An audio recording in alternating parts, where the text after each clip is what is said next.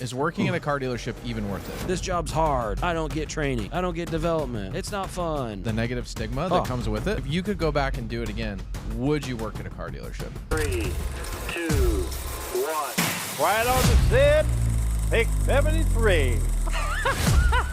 Honestly, after 8 years and after 10 for you, is working in a car dealership even worth it? Like, if you could go back and do it again, would you work at a car dealership?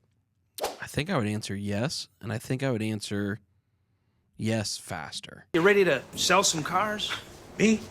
I'm a born car salesman. Interesting. Yeah, I think it would be more of, I think I spent about 6 months to a year trying to understand if I wanted to take that leap of faith.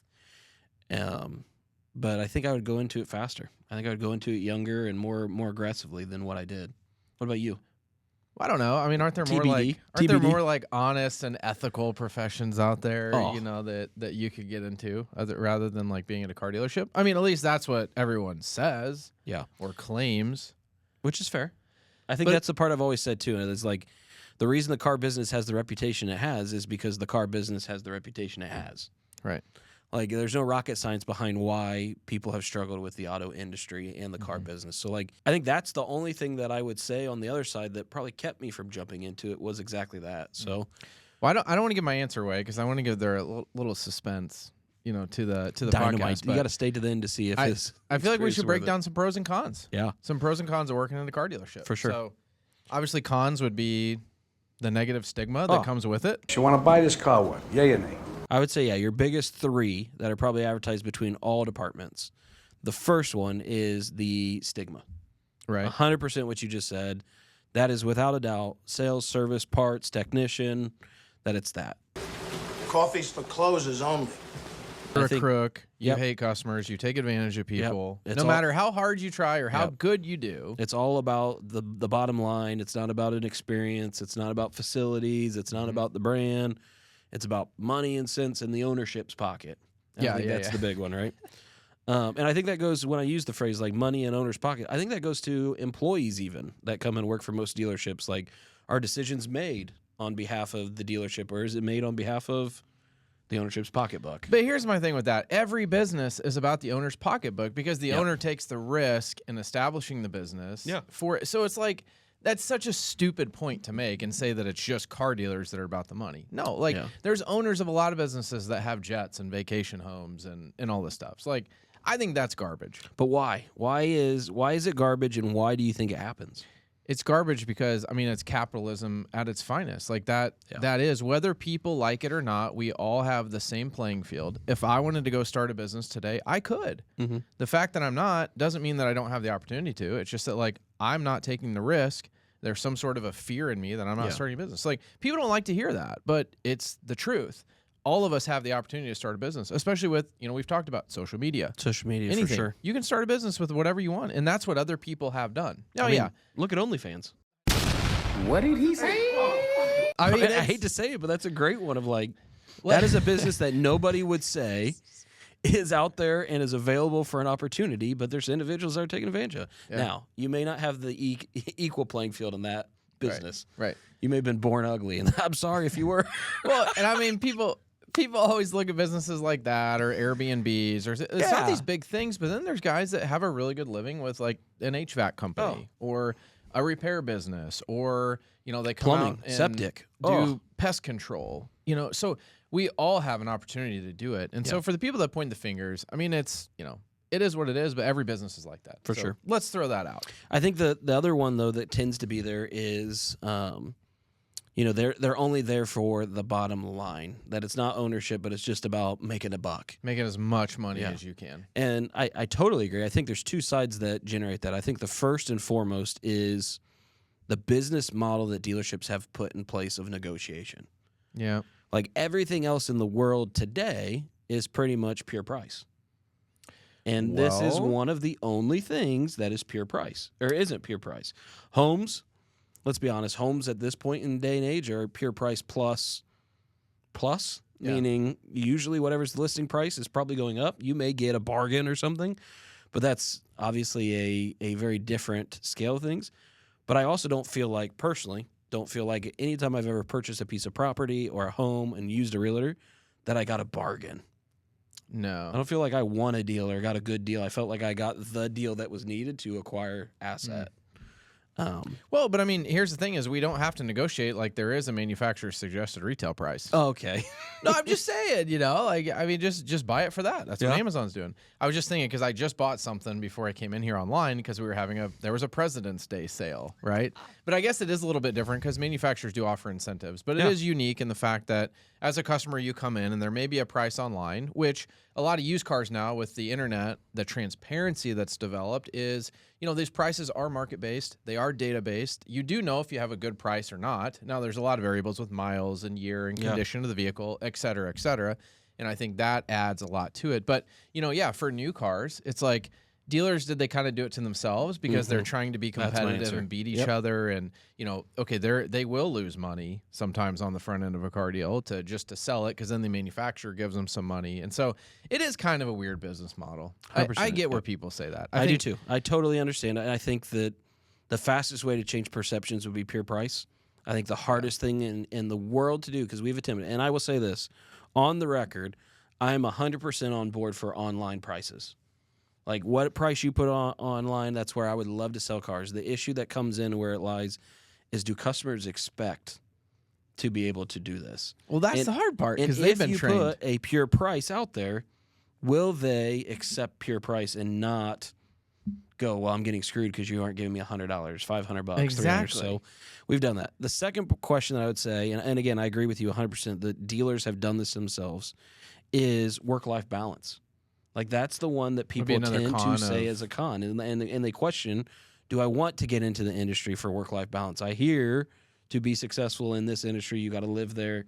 Again, my response to anyone is not this industry, not auto. Mm-hmm. Anything dealing in retail space. Yeah.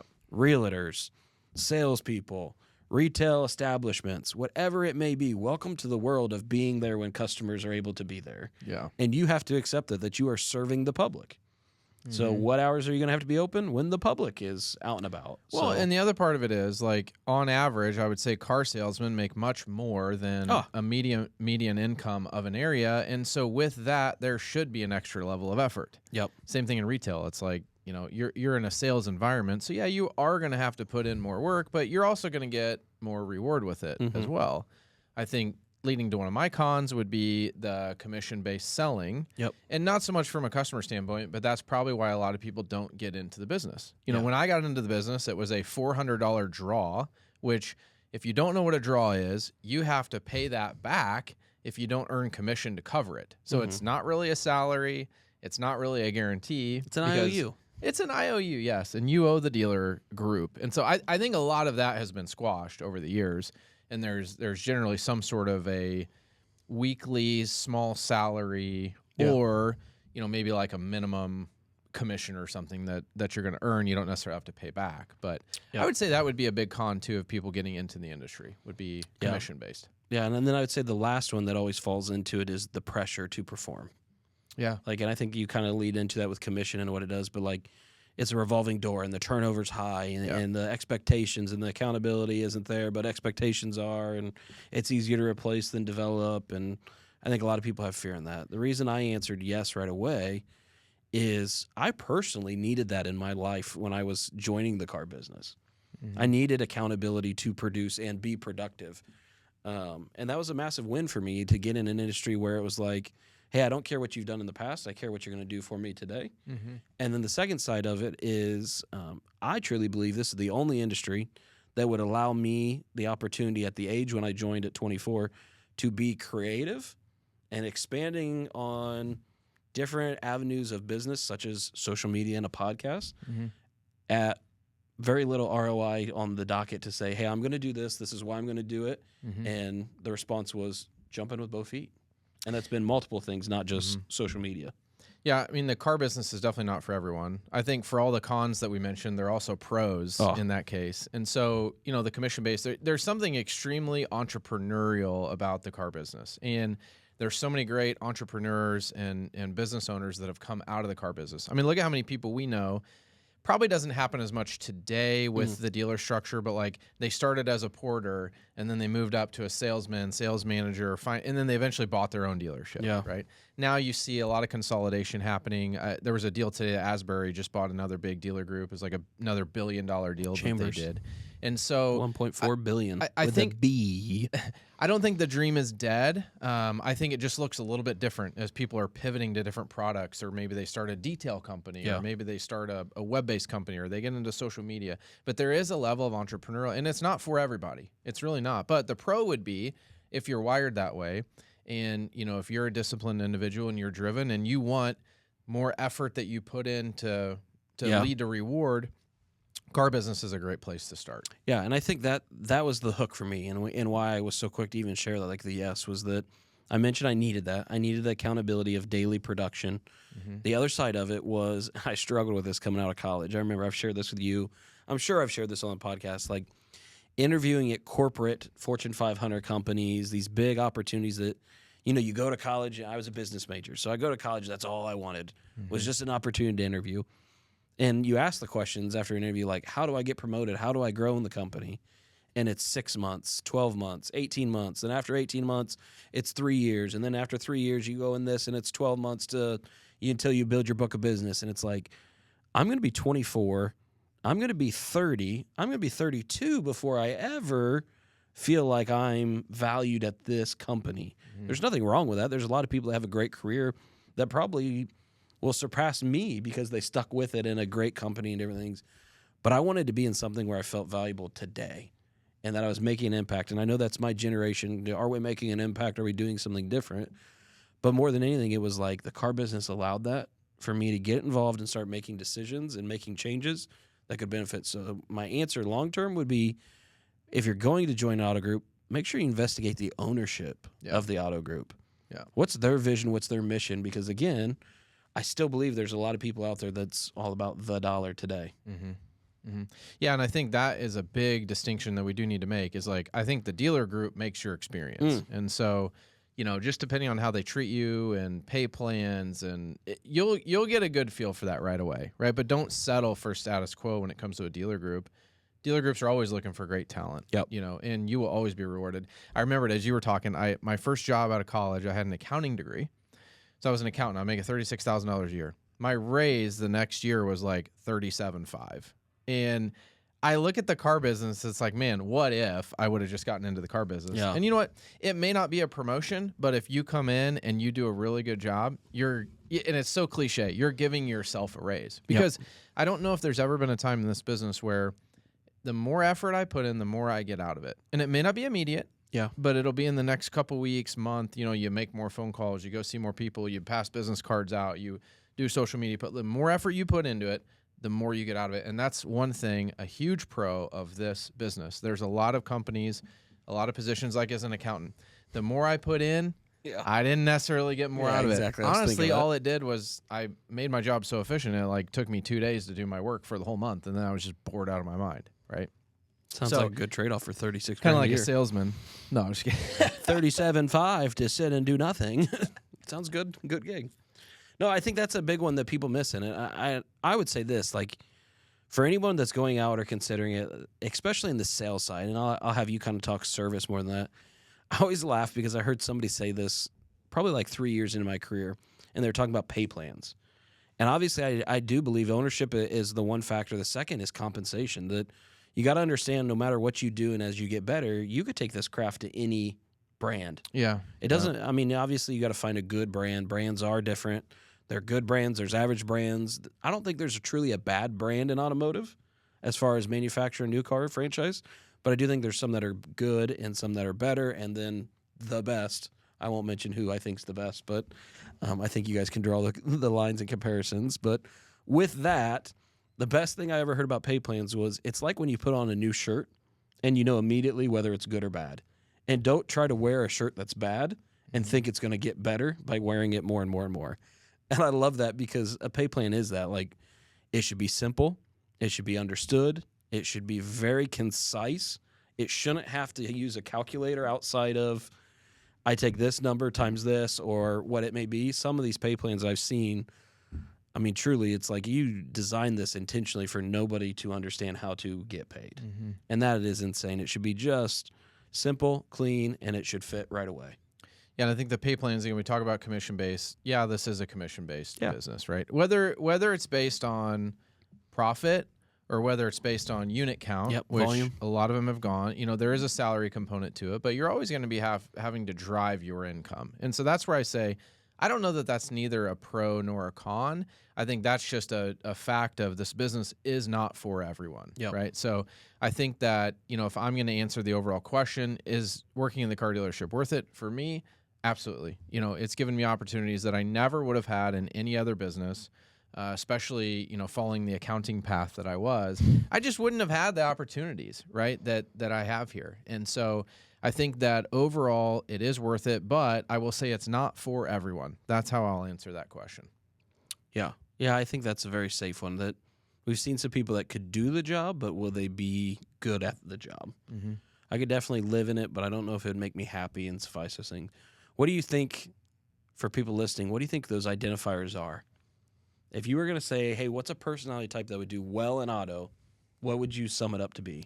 I mean, I think there's obviously been, if I could stereotype it, there's been people that have beaten this stereotype. But I think it is some sort of a college athlete or high school athlete that has a level of discipline and drive that is more than other people. They get up early, go to practice. They want to succeed. They want to get better. They want to learn. They want to drive. They want to try new things.